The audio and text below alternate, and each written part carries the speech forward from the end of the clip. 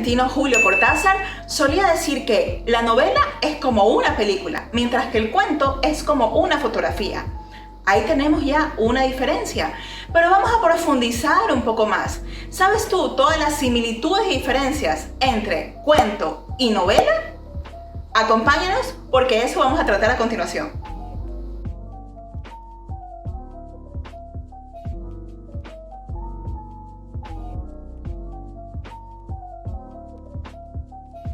Las obras están clasificadas de acuerdo a cómo han sido contadas, de acuerdo a su contenido, en género lírico, género dramático, género didáctico y género épico, que con el paso de los años se convirtió en género narrativo. Bueno, pues el cuento y la novela pertenecen al género narrativo.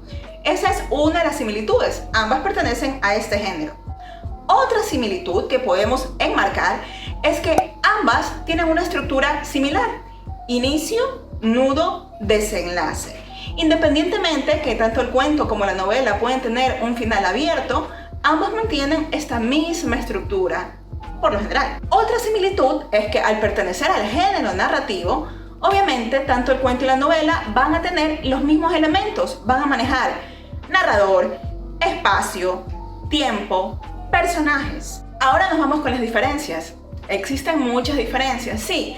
Por lo general, hay quienes dicen, claro, la novela es larga, el cuento es corto.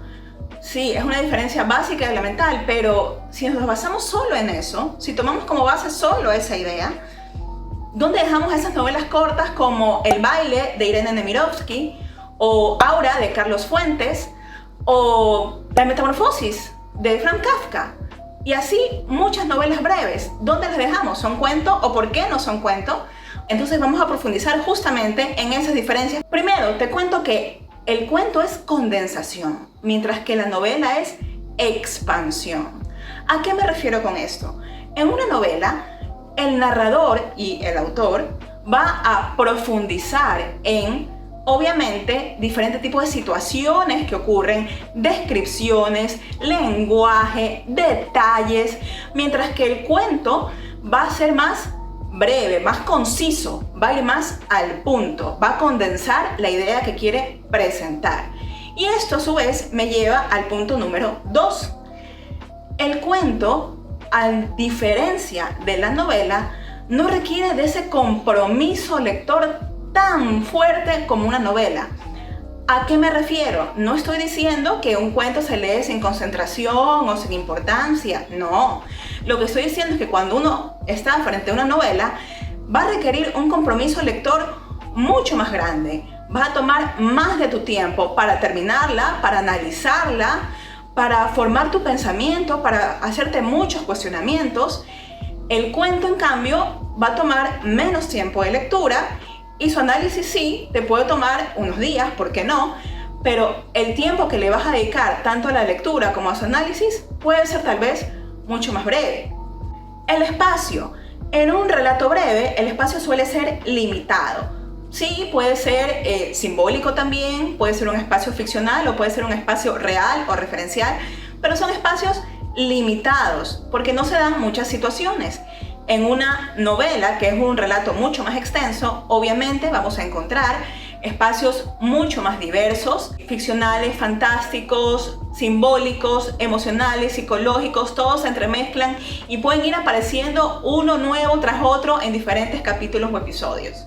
Y justamente hablando de capítulos y episodios, la novela puede estar dividida en capítulos o no, puede ser simplemente una narración extensa de algo.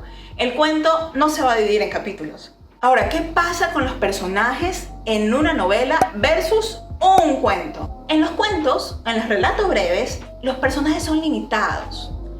No hay una cantidad enorme de personajes y la profundización de cada uno de ellos es también hasta cierto punto limitada. En una novela hay una profundidad absoluta. Los personajes pueden ser dinámicos, redondos, pueden ir variando su psicología, sus emociones, además que hay una amplitud completa de personajes y podemos conocer su pasado, sus motivaciones, por qué llegaron hasta ese punto, cómo va a resolver su futuro, cómo fue su futuro incluso. Esto incluso lo vemos, por ejemplo, cuando leemos una novela de Isabel Allende.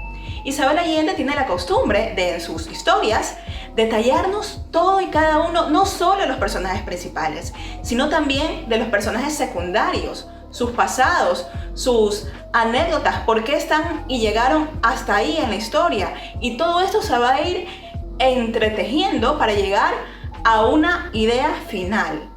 Si lees, por ejemplo, también a Ernest Hemingway en una novela corta como El viejo y el mar, vas a entender, wow, cómo pensaba ese protagonista, ese viejo que iba pescando y que iba tras ese pez enorme, todas esas ilusiones, esos sueños, esas metas que se había trazado, esa lucha que tenía.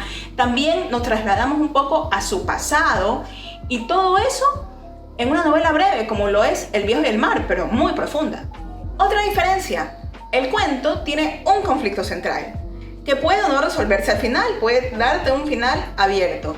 En la novela hay un conflicto central y pueden haber varios conflictos o situaciones secundarias que se van a ir resolviendo a lo largo de la historia. El manejo del tiempo y del narrador. Este obviamente va a ser básico y fundamental también para diferenciar cuento de novela. En los cuentos es complicado que haya mucha diversidad de narradores.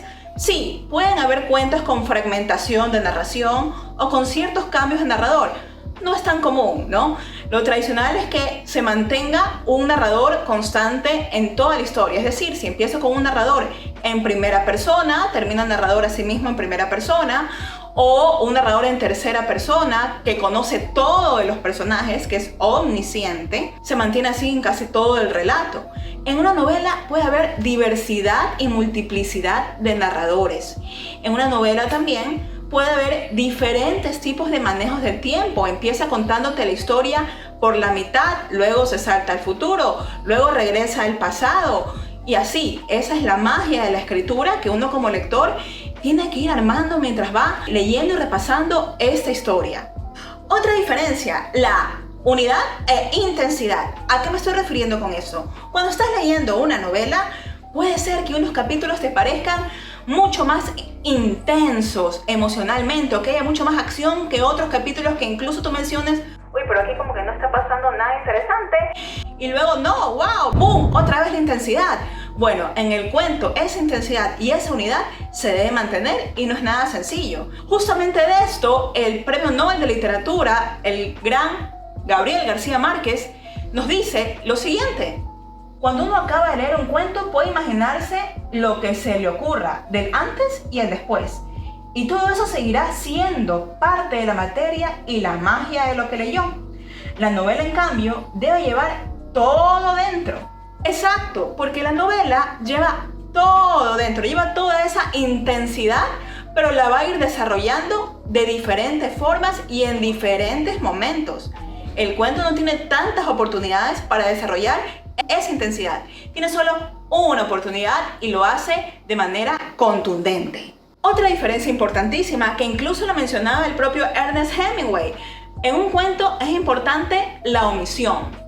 Sí, la omisión. En un cuento se debe omitir si se sabe omitir, y no cualquiera tiene ese arte de la omisión. Es complejo. Hemingway mencionaba que la parte omitida refuerza la historia y hace al lector sentir algo más de lo que ha comprendido. Y bueno, para finalizar, recordarte que un cuento no necesariamente te va a transmitir una moraleja. De hecho, muchas historias que transmiten moralejas o mensajes son fábulas. Los cuentos infantiles generalmente sí dejan una enseñanza o una moraleja, pero no necesariamente los relatos breves de adultos te van a dejar una enseñanza. Simplemente están hechos para entretener, para conocer un poco más, para esparcir tu mente, para viajar con la lectura. Si te gustó este video, no olvides de darle like. Además, suscríbete a nuestro canal. Déjanos tus sugerencias o comentarios. Y acuérdate que te dejo también nuestro sitio web y nuestras redes sociales para que nos sigas. Gracias por acompañarnos en esta entrega de Palabra Artesana.